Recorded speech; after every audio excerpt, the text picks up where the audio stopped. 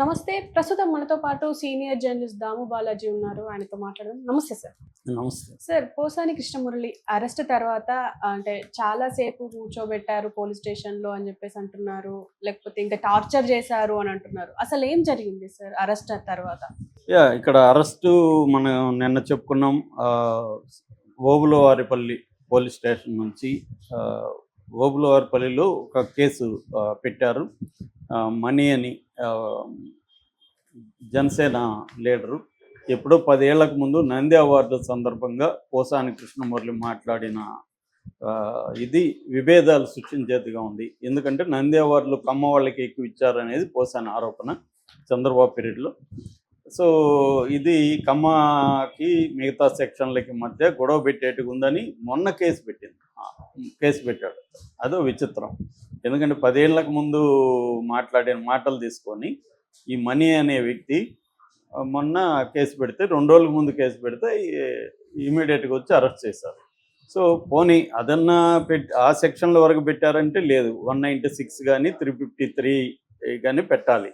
అవి కాకుండా బిఎన్ఎస్ ప్రకారం అవి కాకుండా 111 పెట్టారు. 111 అనేది ఆర్గనైజ్డ్ క్రైమ్ సిండికేట్లో మెంబర్గా కానీ, లేకపోతే ఆ మెంబర్లకి ఆశ్రయం ఇవ్వడం కానీ, లేదు దాంట్లో వచ్చిన డబ్బులు ఇతనికి లాభం రావడం కానీ, ఇలాంటి వాటికి ఈ సెక్షన్ పెడతారు. ఇది non bailable and cognisable. Non bailable అంటే బెయిల్ రాదు, కాగ్నిజబుల్ అంటే వారెంట్ లేకుండా అరెస్ట్ చేయొచ్చు.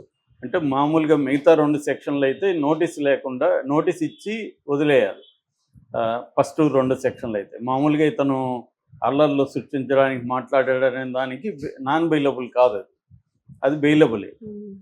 కానీ వీళ్ళు కావాలని ఏం చేస్తున్నారు, 111 చేరుస్తున్నారు.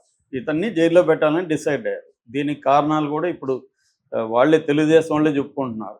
జీవీ రెడ్డి ఇష్యూని డైవర్ట్ చేయడానికి చంద్రబాబు ఇది చేశాడని తెలుగుదేశం వాళ్ళే అనుకుంటున్నారు. నిజానికి ఈనాడు లాంటి పండుగ చేసుకుంటున్నారు, కానీ ఈయన అరెస్ట్ అవడంతో తెలుగుదేశం సోషల్ మీడియా ఏం పండుగ చేసుకోవట్లేదు. ఎందుకంటే వాళ్ళ కోపం వస్తూ ఉంది. కావాలని జీవీ రెడ్డి విషయాన్ని డైవర్ట్ చేయడానికి చంద్రబాబు ఈ పని చేశాడు, వాడికైతే కావాల్సిందే, కానీ ఇప్పుడు అరెస్ట్ చేయడం టైమింగ్ వచ్చి దీనికోసమే అనేది వాళ్ళు ఫీల్ అవుతున్నారు.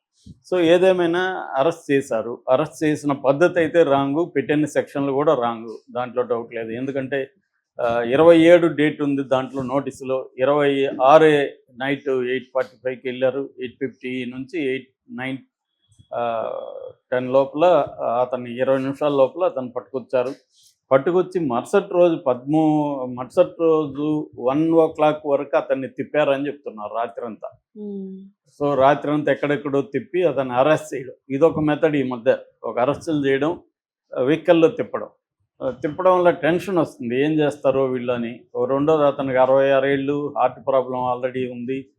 సో అవన్నీ కూడా అతను చెప్పాడు. ట్యాబ్లెట్లు వేసుకొని భోంచేసి ట్యాబ్లెట్లు వేసుకుని బయలుదేరుతా అంటే కూడా దానికి ఒప్పుకోలేదు. అంటే అరెస్ట్ చేయడం, ప్రాసెస్లోనే అరెస్ట్ చేయడం అన్న మెథడు అన్ని ప్రభుత్వాలు ఇది పాటిస్తుంది. ఇప్పుడు వీళ్ళ వంతు వీళ్ళు పాటించారు.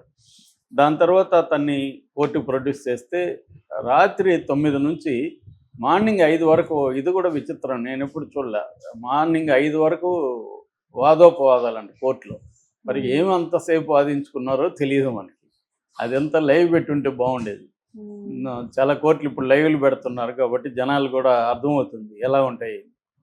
అలాగా 5 గంటల వరకు వాదించుకున్నాక జరిగింది ఏంటంటే ఇతనికి 14 రోజులు రిమాండ్ ఇచ్చేశారు. రాజంపేట సబ్ జైల్లో ఇతన్ని ప్రస్తుతానికి పెట్టారు. ఇక్కడ నుంచి కడప సెంట్రల్ జైల్లో తీసుకెళ్లే అవకాశం ఉంది. ఎందుకంటే రాజంపేట సబ్ జైలు అనేది వెరీ చిన్నదిగా ఉంటుంది. దాంట్లో సెక్యూరిటీ ఇష్యూస్ ఉంటాయి. ఇతనికి సపరేట్ రూము ఇవ్వడానికి కూడా ఉంటుందో లేదో తెలియదు. మామూలుగా నేనైతే రాజంపేట సబ్ జైలు చూడలేదు, కానీ నేను పలమనేరు సబ్ జైల్లో చిత్తూరు డిస్టిక్ జైల్లో ఉన్నా. చిన్నవి ఉంటాయి అవి, చాలా చిన్నవి ఉంటాయి. 3 బ్యారక్స్ 4 బ్యారక్స్ అంటే పెద్ద సెల్స్ 3-4 కంటే ఎక్కువ ఉండవు. అందులో ఒకరు పట్టేది ఆల్మోస్ట్ ఉండదు. ఎందుకంటే ఎక్కువ మందిని పెడతా ఉంటారు. ఎక్కువ మంది ఆ జైల్లో, మామూలుగా సబ్ జైళ్ళల్లో దాదాపు 90 to 95% రిమాండ్ ప్రెజెంటర్స్ని పెడతారు. కాబట్టి అక్కడ ఖైదీలు నిరంతరం ఫ్లో ఎక్కువ ఉంటుంది అన్నమాట. సో ఇతను కొద్దిగా విఐపి ఖైదీ కాబట్టి ఇతనికి సెక్యూరిటీ దృష్ట్యా సపరేట్ సెల్లో పెట్టాలి. పెట్టి ఒక ఖైదీని అతనికి అటాచ్ చేయడం కానీ, లేకపోతే బయట ఒక వార్డెన్ పెట్టడం కానీ జరుగుతుంది మామూలుగా విఐపీలు. నిన్న కూడా వంశీ విషయంలో కూడా కోర్టు ఒక వార్డెన్ని బయట ఇతనికి ఎప్పుడు పెట్టమని చెప్పింది. ఎందుకంటే తనకేమన్నా హెల్త్ ఇష్యూస్ వస్తే ఎవరికి చెప్పుకోవాలి? పక్కన ఖైదీ ఉంటే ఇతనికి ఇబ్బంది అవుతుందని అరిసో గిరిసో పిలుస్తాడు. ఇప్పుడు అతనికి ఏమన్నా అయ్యిందనుకో నైట్, అతని ఇబ్బంది అవుతుంది కదా, ఎవరికి చెప్పలేడు. అందుకని ఒకరిని పెట్టమని అతను అడిగితే వీళ్ళు ఇంకా అది ప్రొవైడ్ చేయట్లేదు. ఇప్పుడు ఇతనికి కూడా అలాగా రాజంపేటలో పెట్టారు. ఇప్పుడు 2261 ఖైదీ నెంబర్ కూడా ఇచ్చారు. అయితే కొట్టారు అన్న వార్తలు కూడా బయటకు వస్తున్నాయి. ఎందుకంటే ఈ సాక్షి డీటెయిల్గా రాసింది. వీళ్ళ ఎట్లా టార్చర్ చేశారు ఇతన్నని దాదాపు ఎస్పీ వచ్చి ఇతన్ని విచారించాల్సిన అవసరం ఉంది ఈ కేసులో. ఎస్పీ వచ్చి విచారించాడు. విద్యాసాగర్ అనంతపురం ఎస్పీ వచ్చి ఇతన్ని గంటల పాటు విచారించారని చెప్తున్నారు. మామూలుగా ఇలాంటి కేసులు ఇప్పుడు నేను అరెస్ట్ అయినప్పుడు రాడికల్ స్టూడెంట్ స్టేట్ ప్రెసిడెంట్ అయినా కూడా నన్ను విచారించింది సిఐ. అక్కడ సిఐ ఇంట్రాగేట్ చేశాడు నన్ను. కానీ ఇక్కడ చూస్తే ఇది ఏం మామూలుగా ఇతను మాట్లాడిన కేసులు ఇట్లాంటివి బోల్డ్ ఉన్నాయి. అందరూ మాట్లాడతారు. నంది అవార్డులు ఒక వర్గానికి ఇచ్చారు. ఇతను ఎవరు మన మోహన్ బాబు ఎన్నిసార్లు మాట్లాడలేదు నంది అవార్డుల గురించి? ఎంతమంది మాట్లాడలేదు నంది అవార్డులు? ఎందుకు మాట్లాడకూడదు? ఫస్ట్ ఆఫ్ ఆల్ రాజ్యాంగం ఇచ్చిన హక్కు, నీ ఇష్టం వచ్చినట్టు నంది అవార్డులు నీకు నచ్చిన వాళ్ళకి ఇస్తే సైలెంట్గా ఎందుకు ఉంటారు? అందరూ మాట్లాడతారు. సో మాట్లాడే హక్కు అతనికి ఉంది.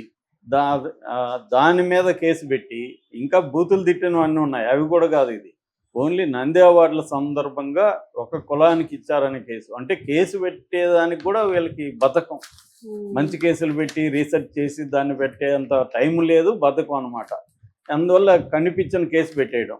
నేను ఇందాకే చెప్పిన గొర్రంట్ల మాధవ్ మీద కూడా ఒక అమ్మాయి పేరు విక్టిమ్ పేరు చెప్పాడని పోక్సో కేసులో అతని మీద పెట్టేశారు. అతని మీద వేరేవి చాలా ఉన్నాయి. పార్లమెంట్లో బెదిరించాడు తోటి ఎంపీని రఘురామ కృష్ణరాజని, అలాంటివి చాలా ఉన్నాయి. అంటే వీళ్ళకి అది కూడా ఓపిక లేదు. ఏదో మామూలుగా నేను గత 30 ఏళ్ళ నుంచి నేను చూస్తున్నా పోలీస్ కేసులన్నీ ఇంత కామెడీగానే ఉంటాయి. వాళ్ళని చాలా అసలు వీళ్ళకి బ్రెయిన్ అరికాల్లో కూడా లేదా అనిపించేట్టుగా పెడుతుంటారు. ఎందుకంటే ఇవేవి కోర్టులో నిలవు. వాళ్ళ ఉద్దేశం కూడా ఏమంటే కోర్టులో నిలవాలని కాదు, వీళ్ళకి కూడా ఈ ప్రాసెస్లో వీళ్ళని హరాస్ చేయాలని. సో ఇక్కడైతే చంద్రబాబు క్లియర్గా నిజానికి పోసాని కృష్ణమురళి మీద పెట్టాలని కూడా లేదు. ఎందుకంటే ఆయన ఎప్పుడో చేతులు ఎత్తేసాడు, సారీ చెప్పాడు, నన్ను వదిలేండ్రు బాబు అని వెళ్ళిపోయాడు. అలాగే చాలామంది చేశారు. ఆలీ వెళ్ళిపోయాడు. శ్రీరెడ్డి పోసాని కంటే 100 రెట్లు తిట్టింది. శ్రీరెడ్డి కూడా సారీ చెప్పింది, అన్నయ్య అంటుంది ఇప్పుడు. సో ఆమె వెళ్ళిపోయింది. మన ఆర్జీవి చేసిన హాని కంటే పోసాని హాని ఎక్కువ చేయలేదు తెలుగుదేశం వాళ్ళకి. కానీ ఆర్జీవిని కూడా వదిలేసి ఏదో విచారణ పేరుతో డ్రామా ఆడుతున్నారు. పోసాన్ని ఎందుకు చేశారు? క్లియర్గా డైవర్షన్ పాలిటిక్స్ అనేది తెలుగుదేశం వాళ్ళే చెప్తున్నారు. సో ఈ చేయడంలో ఏమవుతుందంటే ఏదో ఒక సెక్షన్ నోటికి వచ్చిన సెక్షన్ పెట్టేయడం, హరాస్ చేయడం, రాత్రంతా తిప్పడం, ఇది బేసిక్గా రాంగ్. కానీ కోర్టులు కూడా ఎలా ఉంటాయంటే, నేను పౌర హక్కుల సంఘంలో 5 ఏళ్ళు పనిచేశాను, నాకు ప్రత్యక్ష అనుభవం కూడా ఉంది కాబట్టి చెప్తున్నా. మామూలుగా కింది స్థాయి మేజిస్ట్రేట్ కోర్టులన్నీ పోలీసులు ఏం చెప్తే అది కళ్ళు మూసుకొని పాటించేస్తారు. వాళ్ళు ఎక్కడ అసలు కౌంటర్లు చేయడం కానీ, అసలు ఈయన మీద 11 కరెక్టా కాదు, ఇవన్నీ వాదించారు. దాదాపు 20 మంది అడ్వకేట్లు వైసీపీ తరఫున వెళ్ళారు. 20 మంది అడ్వకేట్లు, అవతల 3 ఉంటే యువతలో 20 మంది వెళ్ళారు కోర్టుకి. పొన్నవాళ్ళు రాత్రి 9 నుంచి మార్నింగ్ వరకు 5 వరకు ఇవన్నీ చెప్పుంటారుగా, వాళ్ళు చెప్పారు.